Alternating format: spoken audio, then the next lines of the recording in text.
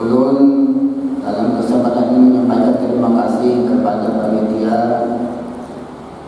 pada jamaah pada hari ini berikan kesempatan untuk bisa hadir dalam kegiatan ini dan juga diberikan kepercayaan untuk mengisi tausiah yang mungkin biasanya adalah disampaikan oleh guru kita Alhamdulillah Ustaz Guru Jamali, yang mungkin juga jamaah sudah mengetahui bahwa beliau sekarang telah dalam perjalanan ibadah umrah menuju Makkah dan Madinah untuk melaksanakan ziarah ke makam Rasulullah SAW, yang mudah-mudahan kita berdatangan nantinya bisa melaksanakan ibadah umrah, dan mudah-mudahan mereka ataupun guru kita beserta rombongan diberikan kesehatan, keafiatan hingga kembali pulang ke daerah kita menjadi ataupun umrah mereka adalah umrah yang diterima oleh Allah Subhanahu wa taala. Amin ya rabbal alamin. Jamaah sekalian, dalam kesempatan ini perlu ingin menyampaikan ataupun bahasanya membacakan sebuah kitab. Di dalam sebuah kitab itu disebutkan bahwasanya Nabi kita telah bertemu dengan iblis ataupun syaitan. Ini riwayat daripada Ibnu Abbas radhiyallahu anhu. Ketika dalam pertemuan itu Rasulullah sallallahu alaihi wasallam menanyakan kepada iblis, dan iblis tidak bisa berkata apa-apa. Dia tidak bisa mendustai Nabi kita. Ini rahasia yang akan dibuka oleh iblis. Ada mampu iblis akan menghadapi Nabi kita. Pertanyaan Nabi kita oleh Nabi kita, wahai iblis, berapa orang daripada umatku ini yang menjadi kawanmu, yang menjadi kekasih kamu, yang akan katungui, berapa kelompok ujian Nabi kita. Nah, mudah-mudahan kita ada termasuk daripada orang yang disukai iblis, ya Allah, yang dikawani iblis ini. Lalu iblis menjawab, asyaratu nafarin, 10 kelompok. Nah, yang pertama ujar iblis, yang menjadi kawanku, yang menjadi temanku itu adalah pertama al-imamul jabir, pemimpin yang zalim. Nah, cuma jangan lupa apabila ada pemimpin yang mungkin dalam pandangan kita pemimpin itu zalim atau kawan iblis, bukannya jangan. Ini versi kita, ya adalah siapa tahu dalam pandangan umum, dalam pandangan agama bagus saja. Karena kita misalnya ada keinginan, ada keperluan apakah lawan pemimpin, cuma kada ditunaikan sidin lalu memponis itu marani pemimpin yang zalim kain dahulu, ya adalah. Nah, ini standarnya adalah agama yang menentukan apakah pemimpin itu zalim atau kada. Kita kada mengerti, kita ilmu sedikit, kada boleh mentuhmah apalagi memutuskan seseorang pemimpin itu pemimpin yang zalim kain. Pemimpin yang zalim. Ya, di antara mungkin sebagian dari pemimpin yang zalim itu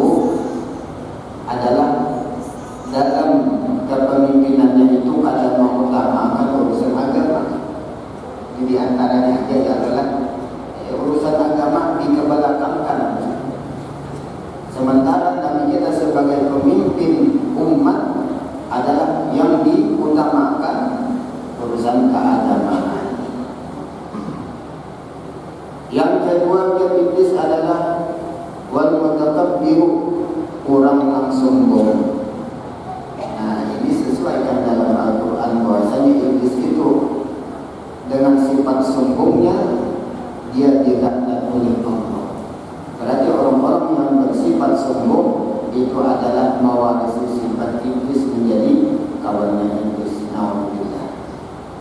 Dan banyak bagaimana orang yang sombong itu ada dalam pelajaran tasawuf kan.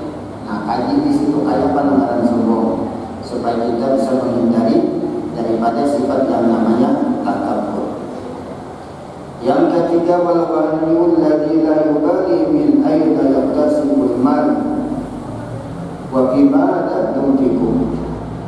Yang ketiga adalah orang-orang sugih yang tidak peduli dia mendapatkan hartanya dari jalan bagaimana.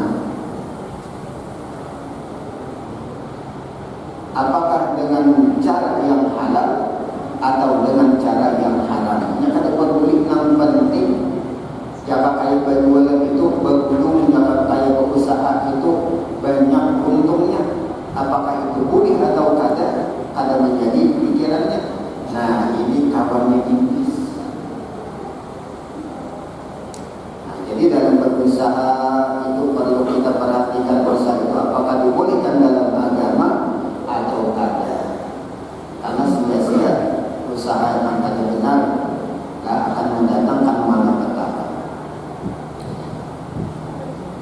Nah, kemudian setelah sugih tadi ada peduli ke manakah ini menggunakan pulang. Nah, ya benar. Ada tahu apakah itu dibolehkan menyumbangnya ke mana, apakah tempat maksiat atau ke tempat yang taat. Ada peduli, itu adalah temannya iblis. Kemudian yang berikutnya wal alimul ladzi saddaqal amir ala jawnihi. Kawan iblis berikutnya adalah orang alim yang mendukung pemimpin-pemimpin yang zalim. Orang-orang alim tapi mendukung kezaliman daripada pemimpin tadi. Ada wani menagur. Nah, ini bahaya ini ya, sudah ada wani menagur. Apabila menagur bisa ada risikonya. Nah, ini naudzubillah, ya Allah, naudzubillah. Bahaya. Orang alim tapi ada memberi teguran kepada pemimpin yang zalim. Pastinya apabila salah pada akan. Yang berikutnya lagi at-tajirul khain. Di kawan iblis adalah apa pedagang yang khianat. Termasuk penipu. Khianat itu apa? Nah, khianat ini diantaranya mengurangi dalam timbangan. Nang 1 kilo ternyata ditimbang kurang. Nang 1 meter ukuran ibarat panjang lebar ternyata kurang, dikurangi. Khianat merahnya pedagang nang khianat pada sesuai dengan yang sebenarnya. Kemudian wal muhtakir, ini penimbun bahan pokok. Di saat misalnya beres bermula lalu disetok tukar semuaan kain nafas paciklik dijualnya larang banyak. Nah, ini ada orang yang apa ngarannya itu penimbun. Yang berikutnya wazani, para penzina. Yang berikutnya lagi adalah orang-orang yang makan harta riba. Nah, secara umum riba itu adalah yang masuk ketika kita berhutang lalu kita bayar berlebih. Kata orang ini diantara yang mungkin banyak beredar di hukum nih.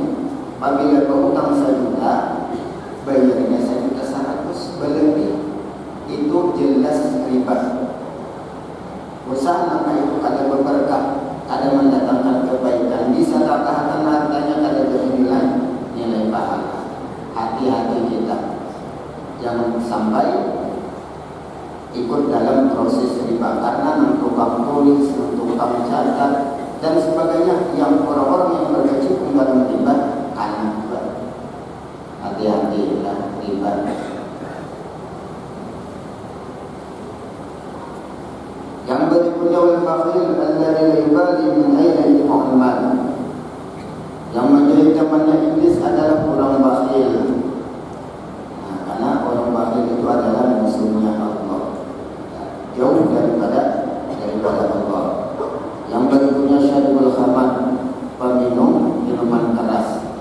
inilah 10 daripada orang-orang yang menjadi kekasihku, menjadi temanku. Nah, selanjutnya Nabi menanyakan lagi, fakam a'dauka min ummati, nang kali kam katujui nang memusuhi campang wahai iblis daripada umatku ni. Berapa kalungku majlis iblis pada aku ni boleh dengan berpisah-pisah ni. Ibaratnya, tetapi karena ini dikarasi oleh Allah Ta'ala harus menjelaskan, karena ini menjadi keselamatan bagi umat Nabi kita, terpaksa iblis menjelaskan. Ujar iblis isru dan nafaran 20 kelompok. Yang pertama, anta ya Muhammad, jika meniru aku muar bener di iblis, jika meniru musuh aku bubuyutan. Di hadapan Nabi langsung dia jujur, ya Allah. Fa inni ukhriduka, aku liwar-muarnya lawan dia yang Muhammad menjadi iblis. Yang kedua yang menjadi musuhku adalah orang alim, al-'amilu bil ilmi, yang mengamalkan dengan ilmunya. Tahu sembahyang itu wajib kan, bagi amalannya digawi sembahyang. Tahu bahwa puasa bulan Ramadan wajib digawi. Nah, kada perlu senang talahu. Ibarat orang alim tadi yang menguasai segala macam ilmu, segala kewajiban dilaksanakan, ya sudah. Segala yang dilarang dijauhi, ya sudah. Yang berikutnya hamilul Quran, para penghafal Al-Quran. Aku muarabadan di iblis lawan penghafal Al-Quran. Nah, untunglah kalau ada di antara ada anak kita, keluarga kita, atau di masyarakat kita itu menghafal Al-Quran. Kada gampang-gampang lah. Itu satu anugerah daripada Allah. Kalau orang itu bisa menghafal Al-Quran 30 juz hafal, kita jangankan 30 juz yang ke-30 aja bisa kada hafal. Ya kan? Orang 30 juz, kita juz yang ke-30 mulai amma yatasaalun sampai qul a'udzu binnas. Bisa kada hafal kan? Jadi untung kalau ada di antara keluarga menghafal dalam menjadi penghafal Al-Quran dan bantu mereka ikut dalam menyukseskan di dalam penghafal Al-Quran. Yang berikutnya adalah wal muadzin illa fi khamsi salawat. Muadzin Bilal itu adalah musuhnya daripada syaitan. Karena kan dalam riwayat ketika terdengar azan dikumandangkan, iblis buka kerbangnya. Dan cuma kita kadang melihat, yang hanya melihat, ya Allah kita tatawan kita.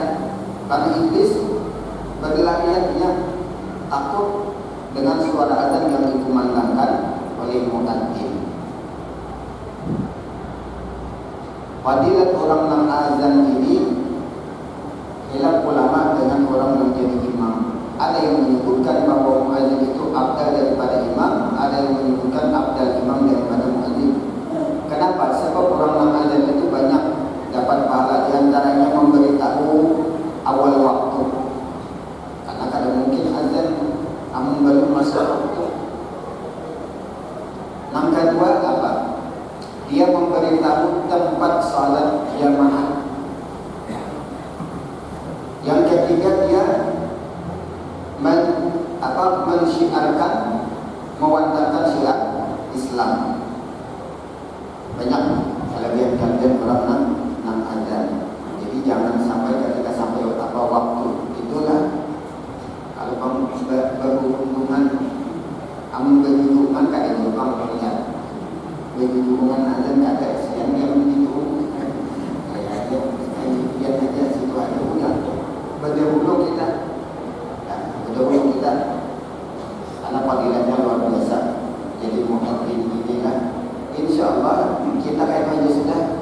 Jadi aku bang ini mungkin salah satu niat dia tuh banyak yang bagus. Jadi lah dia berniat aku bang ini mudah kayak aku tak kumpul lawan Bilal bin Rabah. niatnya kada banyak-banyak, ya Allah kada ini dan sebagainya, itu aja sudah mudah-mudahan nanti aku dikumpulkan lawan muazzinnya Rasulullah adalah Bilal bin Rabah, yang dalam satu riwayat bahwasanya kami mendengar terumpah Bilal itu di dalam surga, artinya nyata sudah Bilal bin Rabah itu ahli surga. Berdoa kita dikabulkan oleh Tuhan, doa kita gara-gara kita azan tadi, alhamdulillah. Nah, azan itu adalah maksudnya daripada syaitan. Yang berikutnya adalah muhibbul fuqara wal masakin wal yatama, yakni orang-orang yang mengasihi fakir miskin dan anak-anak yatim. Ini syaitan iblis lewat kata-kata dunia kepada orang-orang yang menyantuni fakir miskin dan anak-anak yatim. Nah, ini dari yang kita sebutkan di dalam kitab ini, nah, kita mudah-mudahan masuk dalam sini adalah di bagian mana kita mudah-mudahan. Yang berikutnya qalbi rahim, hati yang lembut, hati yang penyayang. Wal mutawaddi'ul haqi, dan orang yang menerima kebenaran. Dan tawadu itu lawanan sifat takabur. Takabur itu kadang mau menerima nang jujur. Betul hak. Ada pun tawadu, ini pun menurut mau saja kalau itu benar diterima. Tapi kalau orang sibuk, meskipun benar, ini ada hakul. Nah, ini orang yang tawadu, orang yang menerima kebenaran. Kemudian berikutnya syabun nasya'a fi ta'atillahi ta'ala, pemuda yang selalu di dalam taat kepada Allah. Berat pemuda waktu darah muda, darah anum ini kan rawi dan sebagainya. Tapi bisa mudanya tadi dia selalu taat lawan Allah. Ini adalah orang yang dimusuhi oleh syaitan. Yang berikutnya akilul halal, orang-orang yang tak duduk makanannya cuma daripada yang halal saja. Yang berikutnya syabali mutahabbali billah, pemuda dua orang pemuda yang berkasih sayang karena Allah. Yang berikutnya lagi harus ada salat di jamaah. Orang senang bersemangat, orang senang katuh sembahyang berjamaah. Nah, sembahyang berjamaah adalah satu sembahyang 5 waktu keperluan dilaksanakan berjamaah. Itu pada kisahnya lagi rancak sudah kita mendengar. Yang masyhur adalah 27 derajat. Dan paling utama selain daripada itu, orang sembahyang berjamaah itu nyata diterima. Allah melihat kekhusyuan si imamnya khusyuk, sudah samaan jamaah diterima. Biar ada yang kada khusyuk kayak apa jamaah yang lain, tapi imamnya khusyuk diterima. Imamnya kada khusyuk dipandang oleh Tuhan, adakah di antara jamaah itu yang khusyuk? Amalnya ada, saya mengajar dari sekian jamaah yang hadir yang salat berjamaah tadi ada yang khusyuk, diterima pemerintahan dengan sebab saya pun menang khusyuk. Umpamanya imam kada khusyuk, jamaah kada khusyuk, tetap diterima juga. Kenapa? Allah memandang bahwasanya mereka dalam melaksanakan keperluan itu dengan berjamaah. Al-jama'atu rahmatun. Dengan rahmat Allah, Allah menerima sembahyang berjamaah tersebut. Nah, jadi bagus sembahyang berjamaah itu orang taat lawan Allah, taat lawan Rasulullah. Nah, banyak lagi pula, cuma saya ingin urut kisah. Kita ada kisah dari ini jadi pelajaran. Masuk dalam kitab-kitab itu adalah Ibnu Mubarak, Abdullah bin Mubarak. Kan Mubarak ini dalam satu riwayat beliau adalah budak nang Hiram. Dan Sidin Bagawi lawan patuanan nang sudi benar bersihan anak nang langkan. Nah, ini pasti ujung-ujungnya kawin nih. Anak langkan benar, orang sugi, orangnya bagus. Nang patuanan yang kada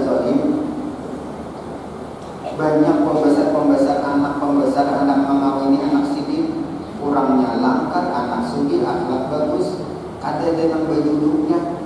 Nah, sudah kebingungan nang kawitannya kada pun anak nih balaki padahal nang datang nih anak orang-orang bersila. Lalu tak kisah